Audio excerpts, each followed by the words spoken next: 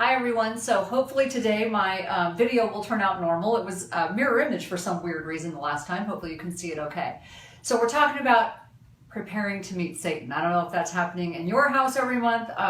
Hopefully not, but if so, let's talk about it. I got that expression actually from one of our patients who came in. We see those people who have PMS so badly that it's really disrupting their lives. And when it's considered to be that bad, when PMS gets to the point where it's the emotional component to it is so bad that it's disrupting your life and really interfering, it's really considered more like PMDD. So I want to just talk about that. So this is some of what I've heard from our patients. Potential murder suspect, prepare to meet Satan, psychotic mood swings leading to pardon my sobbing. So I don't know if any of that makes sense to you, if it's interfering with your life, but let's talk about what causes it, what you can do about it. So, first of all, symptoms. What are the symptoms of PMS? Not that any of you need me to tell you the symptoms of PMS, but fatigue, interrupted sleep, bloating, can be constipation or diarrhea, acne, so blemishes, headaches, back pain, cramping, breast tenderness, cravings. Gosh, it just goes on and on, right? Decreased focus, so impaired cognition really during that time, depression or anxiety, irritability. Well, no wonder we're having trouble during this time of the month, right? But for some women, 3 to 8% of women, it really ramps up. So beyond this, it ramps up to a point where it's more than just a couple days a month that it's some annoying symptoms. It becomes really troublesome. We see people who are suicidal, homicidal. We've seen patients who have literally tried to kill their spouses or threatened to kill their spouses, or one woman who filed for divorce multiple times, but every time it was the day before her period. So she knew there was something going on because that's the only time she ever felt that way.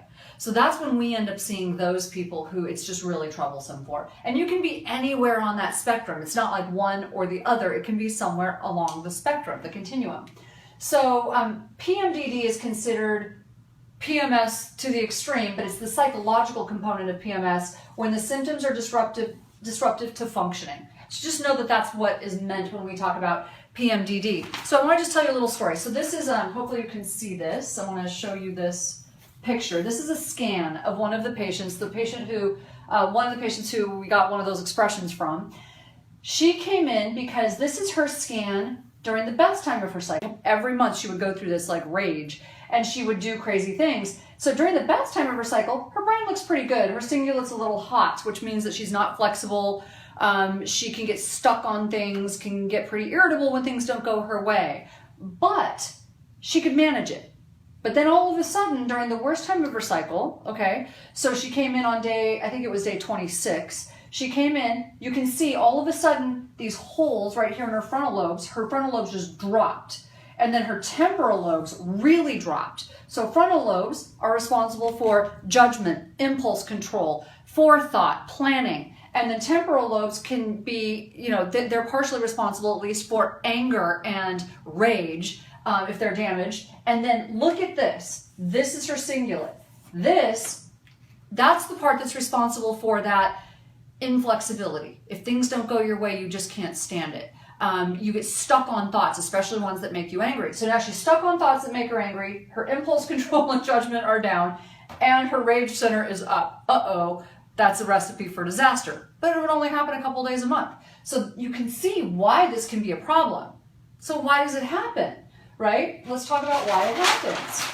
Well, estrogen is just, it's all of the hormones. You've got progesterone, estrogen, testosterone, it's all how they play together, whether they're playing nicely in the sandbox. I'm just going to point out estrogen right now. I think progesterone your progesterone has to be in balance also because it's the one that's like your body's natural Valium, makes you feel good, happy. That's why pregnant women get that pregnancy glow. But let's just talk about estrogen for a minute. So if your estrogen is high, if it's too high, higher than it should be, you get really heavy bleeding, right? You get exacerbated PMS, so your PMS will be worse. You can get fibroids, breast density, and impaired brain function. Your focus gets messed up.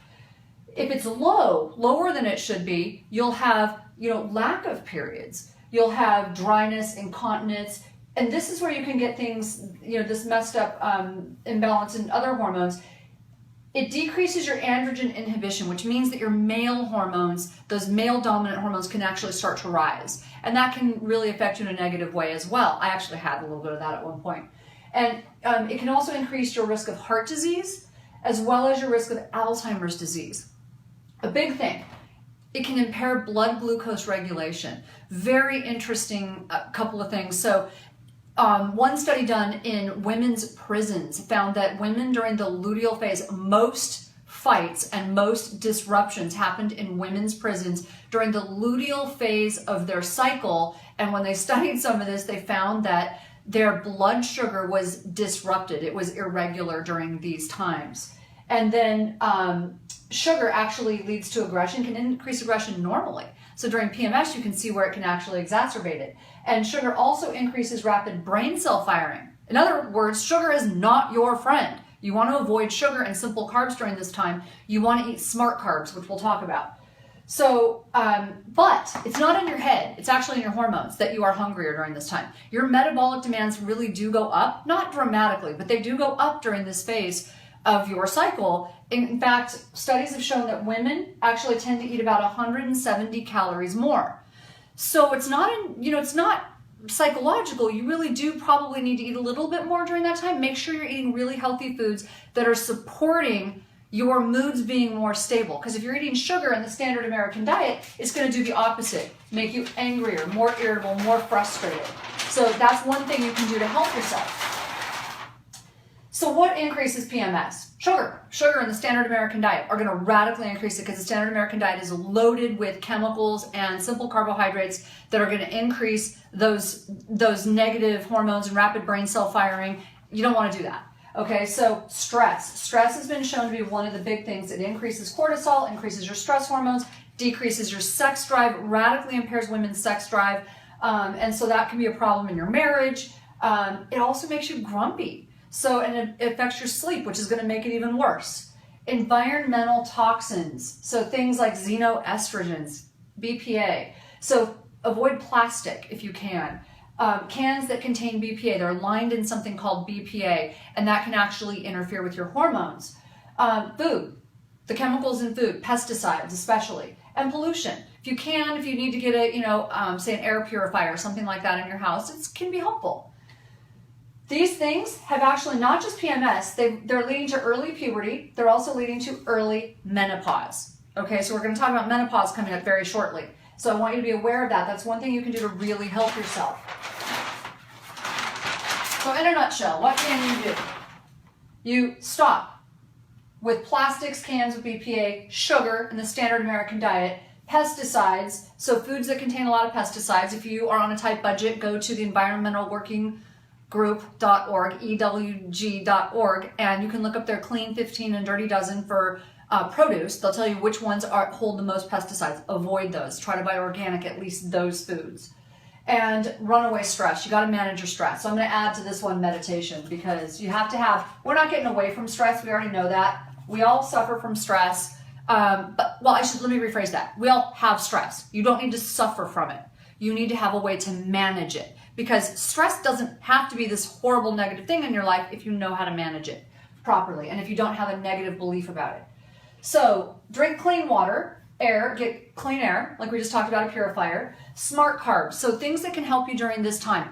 Dark chocolate, believe it or not, will really help. But get dark chocolate that doesn't contain a lot of sugar, actually no sugar and dairy. So we actually make one for that reason. But you can get other brands that don't contain sugar and dairy. Sweet potatoes with the skin on. So that will help you. A little bit of banana, you don't need a lot of it, or an apple with some almond butter. Stuff like that will really help. A little bit of quinoa will really help you. Meditation, supplements, and get treated. If you are really suffering to that degree, you don't need to be, ruining your relationships. Go get it treated. Figure out what's going on. And I would seriously suggest seeing a hormone expert. I admit I would be on the evening news or divorced or something horrible if I did not balance my hormones. I just think it's the most amazing thing ever.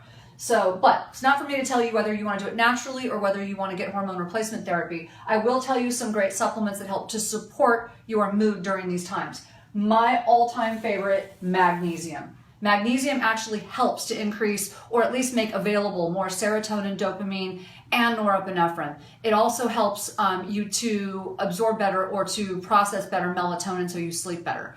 Magnesium should be in drinking water. It's so important, and most of us are low. 80% of the population is low in magnesium. Magnesium, and more magnesium. Sulforaphanes, which that's basically fancy for it's in broccoli. Really good for you. Things called dim, black cohosh, and chaseberry. Those are some herbal remedies you can try. Dong Quai and red clover have been shown to have some benefits for people going through PMS. Ginger has been shown to have a lot of benefit for PMS. And one thing I really like, if you're bloated, get some dandelion root tea. That can really help you with the bloating, because bloating can really make you miserable and just feel uncomfortable. Maca, believe it or not, there are studies, lots of studies on maca and how it helps sexual function in both men and women and helps regulate hormones. So I really like maca. Add it to your smoothies in the morning. It's really great. 3 great books I want to recommend. Give a big shout out to my friends who are hormone experts. I've got lots of friends in this field who are amazing. I'm not one myself. I just copy them. Best way to success, right? So The Estrogen Window by my friend Mesh Siebel. He's a Harvard graduate. Natural Superwoman by my friend Uzi Rice. Dr. Uzi Rice, excellent book. He's awesome with hormones. And The Hormone Cure by Sarah Gottfried. Actually, I think she's a Harvard graduate also. So some really smart people really helping me out along this journey that have helped me balance my hormones and can help you balance yours. Hopefully that was helpful. And we have got menopause coming up soon. Thanks a lot and have a great weekend.